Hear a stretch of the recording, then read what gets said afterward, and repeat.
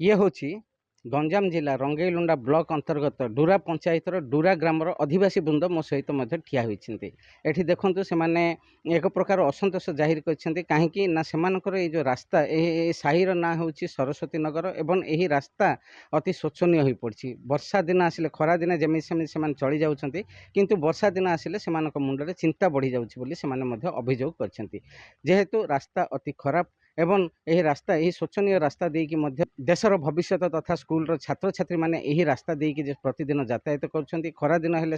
एत मुंड व्यथा नुह किंतु वर्षा दिन आसिले यही रास्ता दे से किपरि जिबे कौन करेंगे से नहीं चिंताग्रस्त हो पड़ुछन्ति छात्र छात्री आउ सेमानक अभिभावक एवं साही बासिंदा तेबे सेमानक कहिबा कथा जे रास्ता अवस्था शोचनीय एहाको आमे बारंबार प्रशासन को मध्य जणाइछु ए नै प्रशासन को अवगत कला परे मध्य 10 वर्ष हेलाणी एही भली भाबरे आमे अवगत कराउछु किंतु प्रशासन कौनसी प्रकार गुरुत्व देउना जहाद्वारा आमे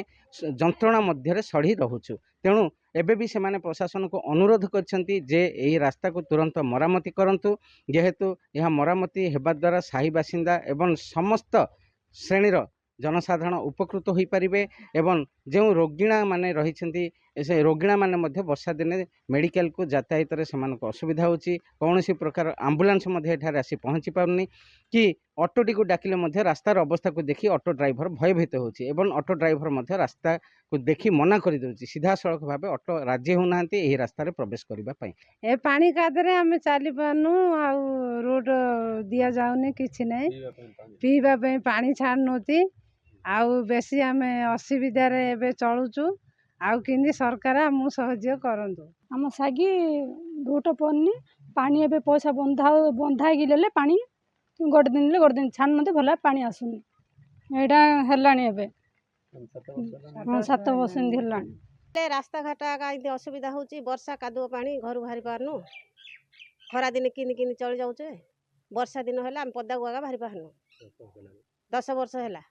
एबे पिला ने स्कूल जाई पारनांती रोगी पड़थि होला आमे मेडिकल की नहीं पारनु कि पद्दा बाहरी पारनु कि गाड़ी फाड़ी डाकिले मध्य कि आउ नाहंती रास्ता देखि रे आमर ये असुविधा वर्षा दिने बहुत गुड़े असुविधा होची कहीं रोड रास्ता पूरा खाल ढेप होइके अच्छी प्राय 10 वर्ष हम एठारे लोक बास कर घर द्वार करी तो सेबेठू आम अधिक अभियोग करचु किंतु वर्तमान पर्यंत कौन सी अभियोग शुणाणी हैनी किंबा कौन सी कार्य हैनी रोड रास्तार पिला माने स्कूल जीवा आसिया बहुत असुविधार सम्मुखीन होती माने रोगी माने जीवापाई अस्पताल जीवापाई असुविधा होती आम्बुलेंस आसी पहुँची पारनी जेहेतु रोगी माने बहुत हैरान होती ऑटो भी कौन प्रकार आसुना पिला माने स्कूल यातायात करने बहुत हैरान होती जेहेतु कादुओ पचपच होगी अच्छी आंठे आंठे गात होगी अच्छी रोड रास्ता पिला माने भविष्य जो माने पाठ पढ़ी भविष्य में देशर सेवा करने आग सेवा करने पाठ पढ़ी से स्कूल जाई पारना कॉलेज जाई पारना बहुत गुड़े असुविधार सम्मुखीन होमें रास्ता घाट सब पानी काद खाल ढेप जाई पारनु आई पारनु गोड़ हाथ खसिकी पड़िकी पिला जाई पारन साइल जाई पारनी गाड़ी जाई पारनी 10 वर्ष है रास्ता इंडी कादुआ पानी किसी जाई होनी आई होनी आम किसी सुविधा होनी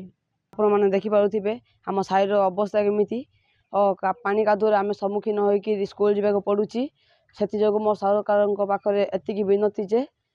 आम साई को जल्दी रोड बनातु आम स्कूल जावाई असुविधा जमी न हो